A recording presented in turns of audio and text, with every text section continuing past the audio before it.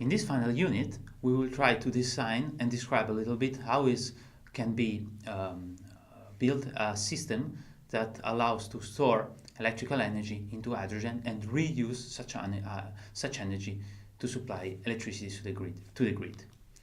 So at system level, we describe how a new introduction of renewable energy sources introduces instability in the grid that requires energy storage solution.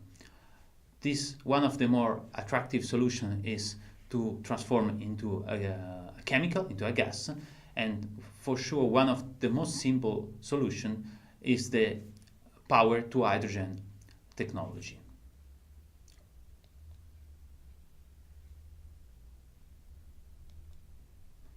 In this sense, a possible layout of this system is based, of course, on a renewable energy source that cannot be connected directly to the grid to supply energy to the final user, but as we explained, we require always a sort of energy storage.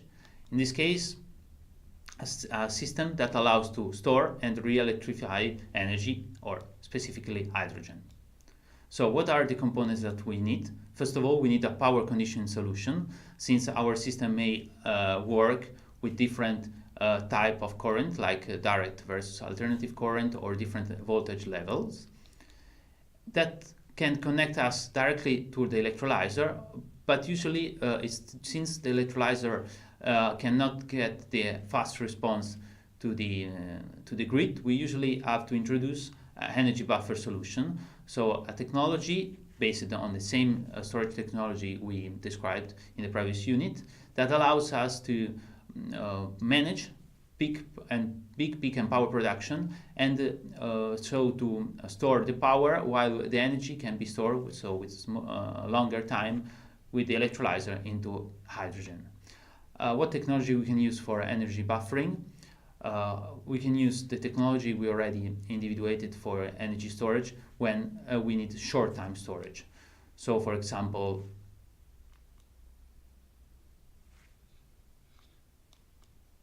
batteries are one technology that can offer this kind of service to our system, but as well as supercapacitors or flywheels.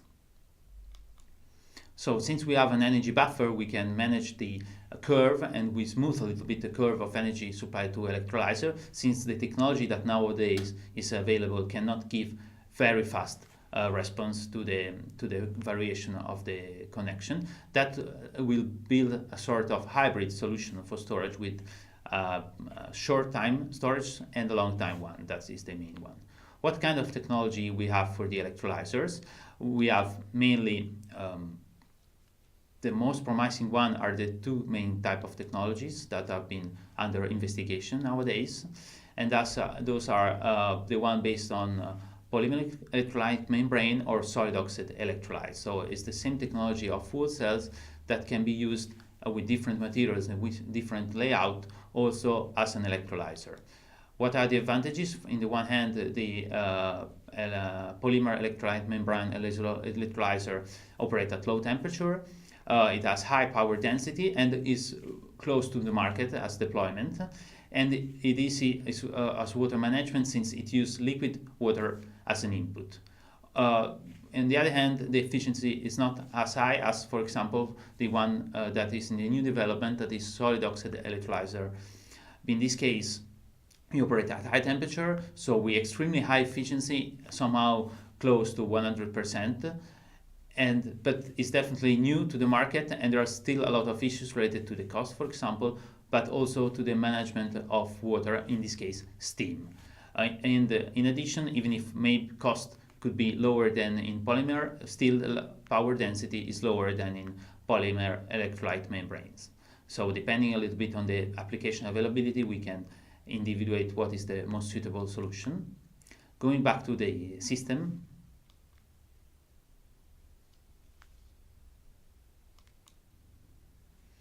we need, once hydrogen is produced by electrolyzer, we need to implement in the system a storage solution.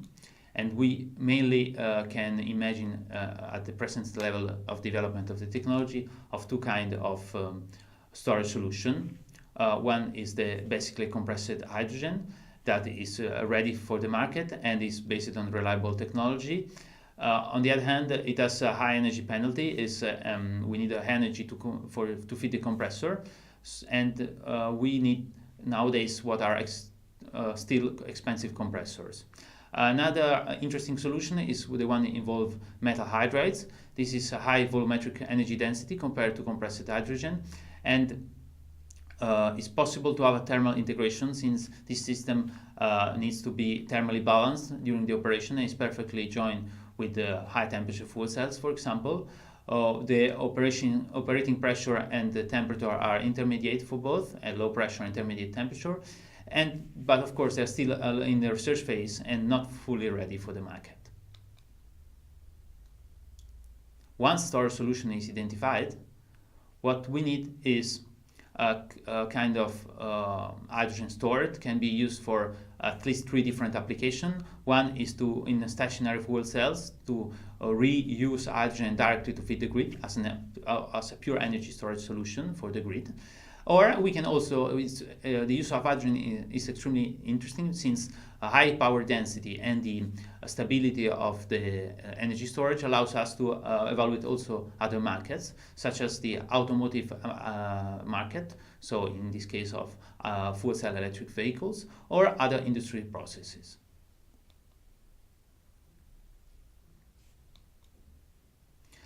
If we go to the stationary fuel cell solution, we can re-electrify using a fuel cell and feed the inverter back to the power grid.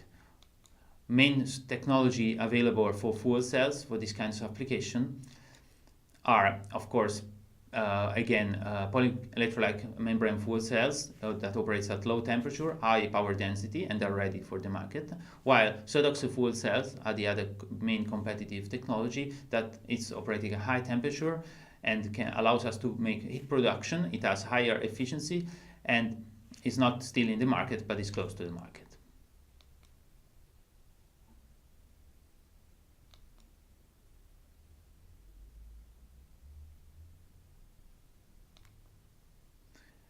What is interesting is that if we consider solid oxide cell as a potential technology, we can use the same technology, so the solid oxide cell, for both fuel cells and electrolyzers. This gives us pretty interesting advantages in terms of cost, of course. So first of all, we have the highest efficiency among the various fuel cell and electrolyzers technology that, coupled, will really improve the round-trip efficiency of the system. That is one of the weak points of hydrogen storage technology. And of course, we can reduce capital costs for the plant, since we are using only one single device for both electrolyzer and fuel cell. So once the renewable energy is supplied to the grid, and via what we said, the components we already identified, we can use the solid oxide cell as an electrolyzer to store hydrogen, while vice versa, when grid requires energy, we can use it as a fuel cell when hydrogen is required.